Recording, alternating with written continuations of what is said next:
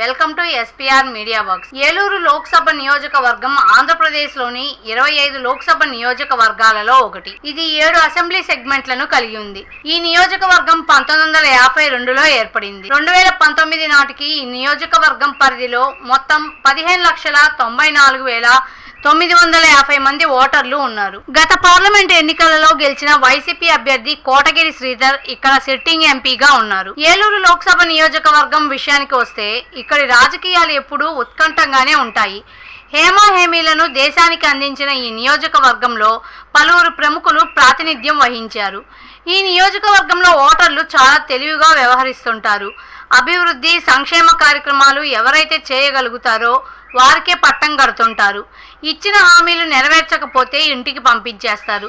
ఈ క్రమంలో గత ఎన్నికల ఫలితాలని ఒకసారి విశ్లేషిద్దాం. 2009 ఎన్నికలలో కాంగ్రెస్ అభ్యర్థి కావూరి సాంబశివరావు, టీడీపీ అభ్యర్థి మాగంటి వెంకటేశ్వరరావు మరియు పీఆర్పీ అభ్యర్థి కొలుసు పెద్దరెడ్డయ్య యాదవులపై పోటీ చేసి 42,783 ఓట్ల మెజార్టీతో గెలుపొందారు. 2014 ఎన్నికలలో టీడీపీ అభ్యర్థి మాగంటి వెంకటేశ్వరరావు, వైసీపీ అభ్యర్థి తోట చంద్రశేఖర్, కాంగ్రెస్ అభ్యర్థి ముసునూరి నాగేశ్వరరావు, బీఎస్పీ అభ్యర్థి నేతల రమేష్ బాబు, పీజేడీ అభ్యర్థి గోవాడ విజయ్ కుమారి, జేఎస్పీ అభ్యర్థి కేవీవి సత్యనారాయణ, ఐఎల్పీ అభ్యర్థి మొన్నెం సతీష్ కుమార్, సిపిఐ అభ్యర్థి సవనపూడి నాగరాజు, పీపీఐ అభ్యర్థి యువి రామారావు, ఎంఎస్పీ అభ్యర్థి అశోక్ యంత్రపతి మరియు ఇండిపెండెంట్ అభ్యర్థులైన U Venkateswararao, CV Sharadadevi, K Vijayalakshmi Pandit, Gangadhararao Nannapaneni, Juluri Bhaskar Veera Venkata Anil Kumar గుప్తాలపై పోటీ చేసి 1,01,926 ఓట్ల మెజార్టీతో గెలుపొందారు. 2019 ఎన్నికలలో వైసీపీ అభ్యర్థి కోటగిరి శ్రీధర్, టీడీపీ అభ్యర్థి మాగంటి వెంకటేశ్వరరావు మరియు జేఎస్పీ అభ్యర్థి పెంటపాటి పుల్లారావులపై పోటీ చేసి 1,65,925 ఓట్ల మెజార్టీతో గెలుపొందారు. 2024 ఎన్నికలలో వైసీపీ అభ్యర్థి కారుమూరి సునీల్ కుమార్ యాదవ్, టీడీపీ అభ్యర్థి పుట్టా మహేష్ యాదవ్ మరియు కాంగ్రెస్ అభ్యర్థి లావణ్య కావూరిల మధ్య పోరు జరగనుంది.